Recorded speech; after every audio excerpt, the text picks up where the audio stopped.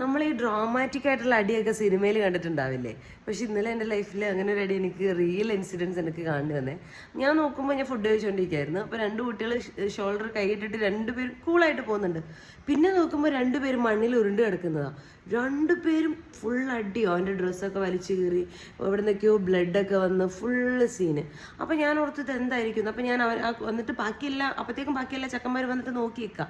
അപ്പോൾ ഞാൻ പറഞ്ഞു അവർ പിടിച്ചു മാറ്റി എന്തെങ്കിലും പറ്റിയാൽ പിന്നെ നമുക്കൊന്നും ചെയ്യാൻ പറ്റില്ല എന്ന് പറഞ്ഞു. അപ്പോൾ അവർ തമ്മിൽ അടിച്ച് തീർത്തോളം ചേച്ചി എന്ന് കൂട്ടുകാർ പറയുന്നത്. അപ്പോൾ കുറച്ച് കഴിഞ്ഞിട്ട് ഞാൻ എന്താ പ്രശ്നം എന്നുള്ള കാര്യം ഞാൻ അന്വേഷിച്ച്. അപ്പോൾ പറയേ ഇതിന് മുന്നേ 10ാം ക്ലാസ്സിലോ അവരങ്ങോട്ട് പഠിക്കുമ്പോൾ ആനിവേഴ്സറിക്ക് ഇവൻ കയറി അവനെ തല്ലി. പിന്നെ കുറച്ച് കഴിഞ്ഞിട്ട് വേറൊരു കടേൻ്റെ മുന്നേ കുറച്ച് മാസം കഴിഞ്ഞപ്പോൾ മറ്റവൻ കയറി ഇവനെ അടിച്ച്.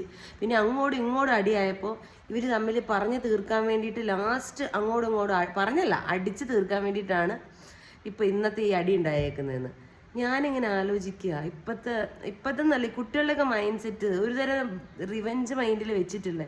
ഇവരൊക്കെ വലുതാകുമ്പോൾ എന്താവുമെന്ന് എനിക്കറിയില്ല. പക്ഷെ എന്നെ ഭയങ്കരമായിട്ട് ആ ഇൻസിഡൻറ്റ് ഭയങ്കരമായിട്ട് ബാധിച്ചു. എന്തെങ്കിലും ആട്ടെ, പക്ഷെ എല്ലാവരുടെ മക്കൾക്കൊക്കെ പറഞ്ഞു കൊടുക്കുക ഇങ്ങനെയൊന്നും പാടില്ല. ബൈ ചാൻസ് എവിടെയെങ്കിലുമൊക്കെ തട്ടി ഇവിടെ തലയൊക്കെ കൊണ്ട് ഇടിക്കുക. ആ ഒരു സിറ്റുവേഷനിൽ എന്തെങ്കിലും ആയിപ്പോയിട്ടുണ്ടെങ്കിൽ പിന്നെ നമ്മൾ ആലോചിച്ചിട്ട് കാര്യമില്ല. എനിവേ ഞാൻ ഡ്യൂട്ടിക്ക് പോട്ടെ. ഇത് നിങ്ങളോട് പറയണം തോന്നി. ബൈ.